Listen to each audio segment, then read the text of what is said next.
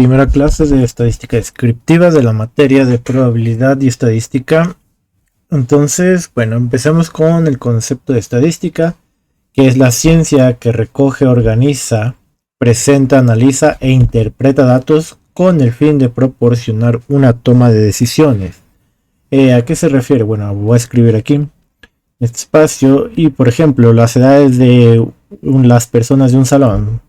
Imaginemos en edad universitaria, entonces 17, 18, luego hay otra persona de 18,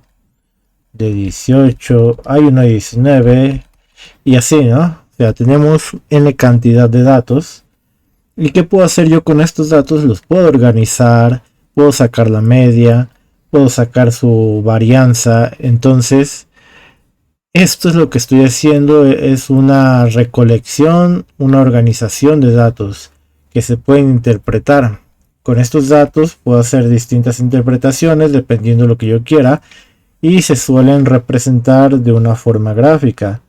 Casi siempre se utilizan algún tipo de gráficos, hay distintos y no sé, por ejemplo aquí está el de 17, el de 18, pero hay otro de 18. Hay uno más de 19, entonces puedo representar de distintas formas mis datos. Entonces para eso nos ayuda la estadística. Incluso podemos representar con un gráfico de pastel y podemos decir que tanto porcentaje representa la cantidad de 17 años, que un porcentaje más o menos similar, la de 18 años. Aquí los de 19, hay un alumno con 20, etcétera, ¿no? Entonces se puede representar de distintas formas los datos en estadística. Ahora tenemos dos tipos de estadística. Bueno, la estadística descriptiva y los métodos para organizar, que son los métodos, perdón, para organizar, resumir y presentar datos de manera informativa. Y la estadística inferencial, pero vamos a explicar un poquito de la descriptiva. En la descriptiva no va a haber predicciones. ¿Qué quiere decir? Por ejemplo, con los datos acá del ejemplo de las edades, yo no estoy haciendo ninguna predicción. O sea, yo tengo datos, los organizo, los represento. Pero en la estadística inferencial, que son los métodos que se emplean para determinar una propiedad de una población con base en la información de una muestra de ella, aquí sí puede haber algunas predicciones. Por ejemplo, si hablamos de política y decimos que tal persona va a votar por, no sé, vamos a ponerle que por Trump, por dar un ejemplo, ¿no? Y luego que por el presidente B o el candidato B, el candidato C. Entonces encuesto, no sé, a 500 personas. De estas 500, 200 me dijeron que iban a votar por Trump. Aquí 100. Entonces vamos a agregar un candidato más para que gane Trump, un candidato D. Entonces vamos a poner 100 otras aquí y otra aquí. En base a esto puedo hacer una predicción que Trump va a ganar. O sea, aunque me faltan personas, porque aquí solo hay 500 y evidentemente no solo votan 500 personas, o sea, son millones. Puedo tomar esta pequeña muestra como algo representativo y decir, bueno, pues Trump está bastante a la cabeza, entonces es muy probable que gane. Aquí estoy haciendo una predicción. Es la diferencia que hay entre la descriptiva y la inferencial. Entonces vamos a ver otro concepto, ya que hablábamos de muestra, el cual es el de población y muestra. ¿Qué es una población y una muestra? Bueno, vamos a recorrer esto un poquito.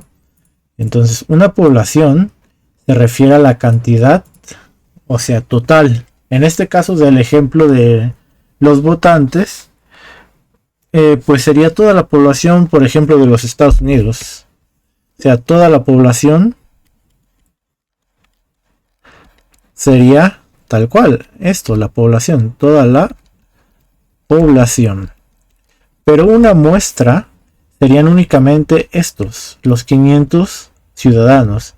Entonces, los 500 ciudadanos. Esto es importante porque es imposible la mayoría de las veces tener datos de toda una población. Aparte de que podría ser muy caro, es demasiado trabajo. Sin embargo, una muestra nos puede representar con bastante exactitud lo que ocurriría si tomáramos toda nuestra población.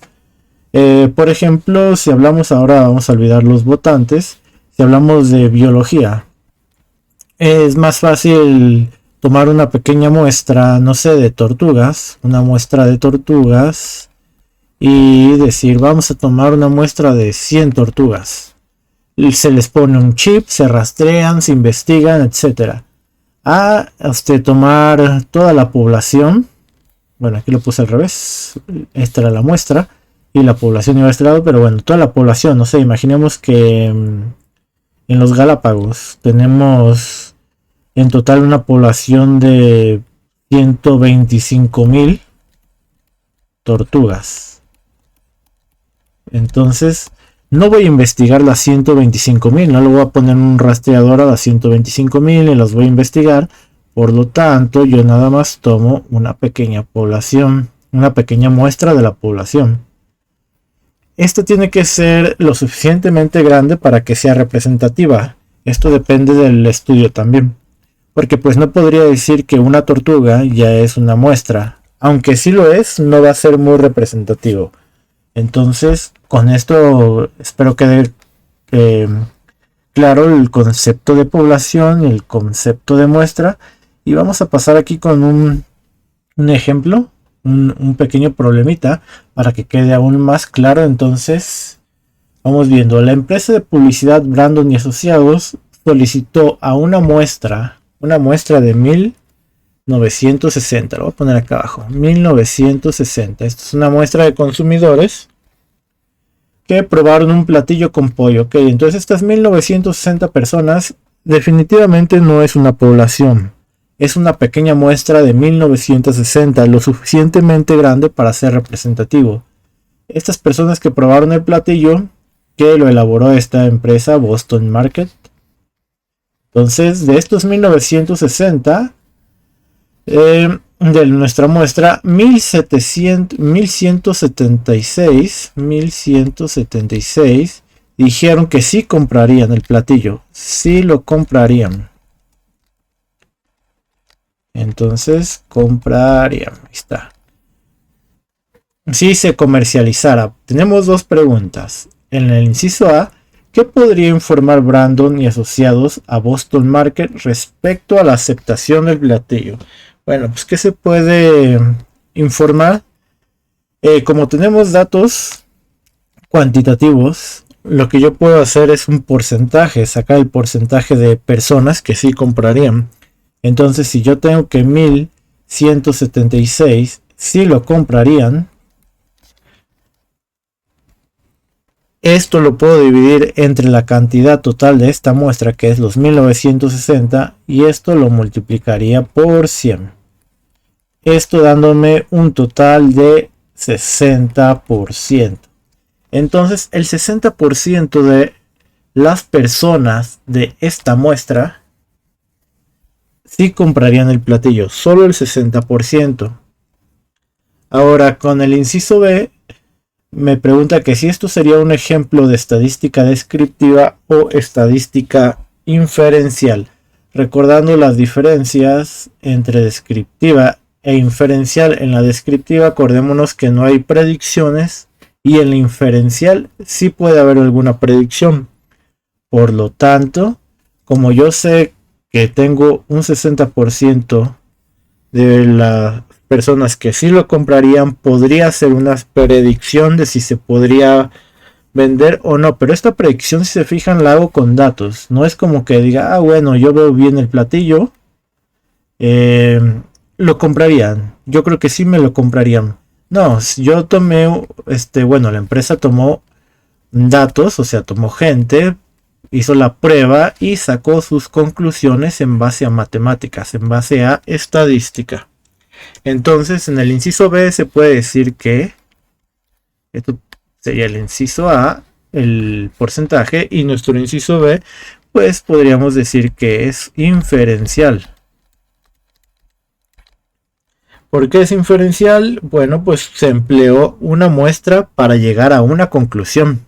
En base a esta muestra se puede llegar a la conclusión sobre la reacción del producto de lo que tendrían los consumidores. Un 60% podría ser alto o podría ser bajo, eso ya es esa parte, pero 60% es que la mayoría de los consumidores sí comprarían. Incluso un 51% sigue siendo la mayoría de los consumidores. Sin embargo, esto ya dependería de decisiones de la empresa, para lo cual habría que aplicar algunas otras técnicas estadísticas, pero el problema con esto se responde. Espero que quede claro lo más básico de estadística, que son los conceptos de población y muestra muy importantes, muy utilizados en los distintos estudios, y esto puede variarnos la forma de realizar un estudio y los conceptos de estadística descriptiva e inferencial. En la clase 2 voy a explicar otros conceptos también básicos antes de entrar a, digamos, la parte más matemática, pero voy a explicar conceptos como de los tipos de variables que tenemos, cualitativas y cuantitativas, y niveles de medición. Entonces con esto terminamos esta clase y muchas gracias por la atención.